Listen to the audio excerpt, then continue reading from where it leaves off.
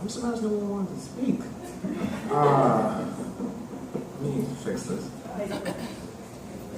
Clearly I have to do that. No, I was going to say,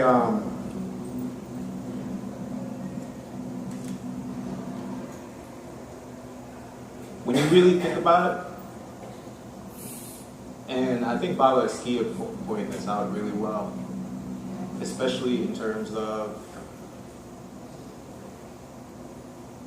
what it means overall. So it's just like, we have these incidents that are happening at the school, right?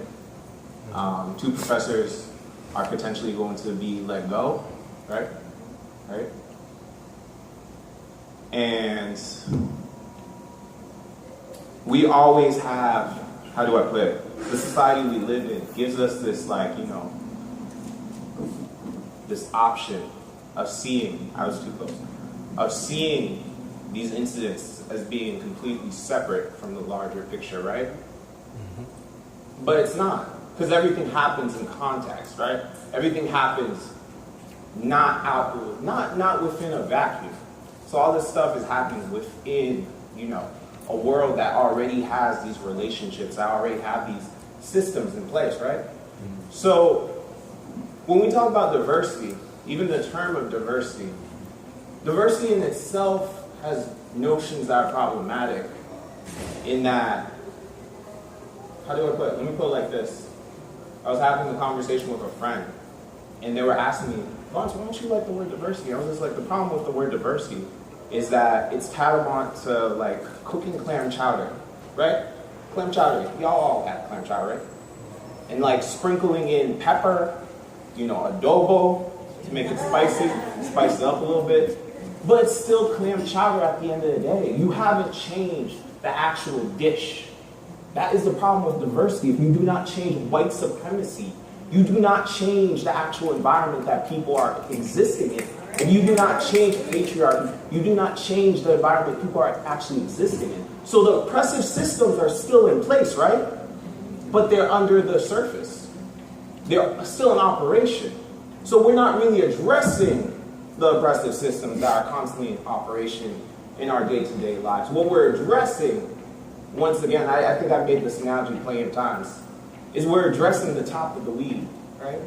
We're not getting it from the root. So, back to my earlier comment.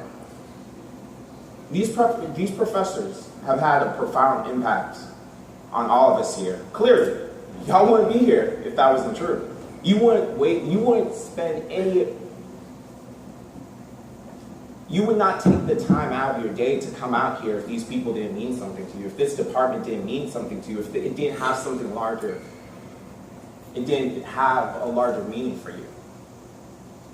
So when I'm saying, or what I'm trying to get at, is when we think about the place that Mina has for us. She's all the way back there. But when we talk, she's gone? She ran away? No, she's still there? Oh, okay. No, I know. I was making sure I was right. When we're talking about what Amina means to us, it's not simply that Amina as a person, not just what Amina has done. Amina has done a lot. Professor Vandermeer has done a lot. I know this. My peers are here, like the impact that they've had on us, / just having conversations with them, holding space with them. They have a transformative effect. And once again, going back to what I was saying about, we always need to talk about things in context of the reality of our lived experiences. We live in a white supremacist society. We live in an oppressive society. Whether you want to believe that or not, it's not a debate. It's just what it is. So when you have people like that who are not only teaching you about your history and teaching you about yourself by proxy of that history, but are connecting with you on a level that goes beyond the whole business structure. What do you call it again? It's not business structure. What's that word? Bureaucracy? Huh? Bureaucracy? Not bureaucracy. It's like the business model. That's what I'm saying.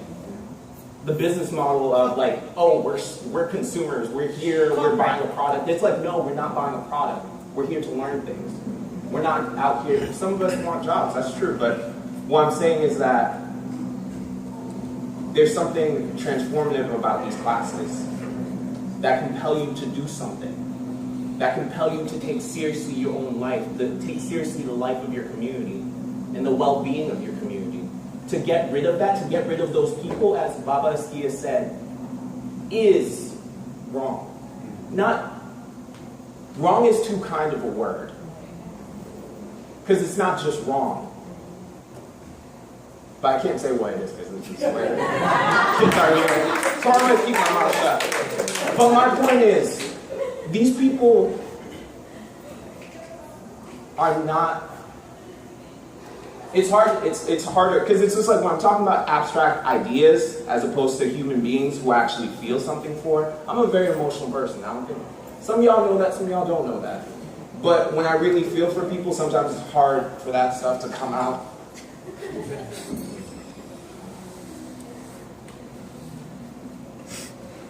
As we say, I'm gonna end here. I was having this conversation earlier today with a friend of mine via Facebook. They were like, "Oh, what's going on with Amina?" I was just like, "She didn't get tenure." And this person was just like, "Wow, that sucks. I guess that's it then." I was like, "No, what? What are you talking about? That's not it. What are you talking about? That's not it." And they were like, "Yeah, but what can we do if the institution said that we can't do it? We can't do it." I'm like, no.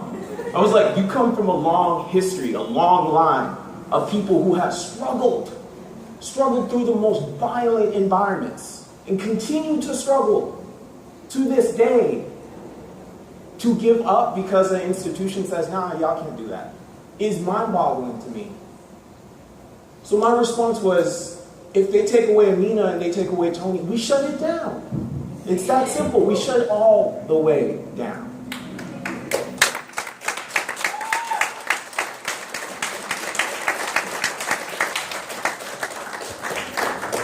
Okay, let's hear from some other students, staff.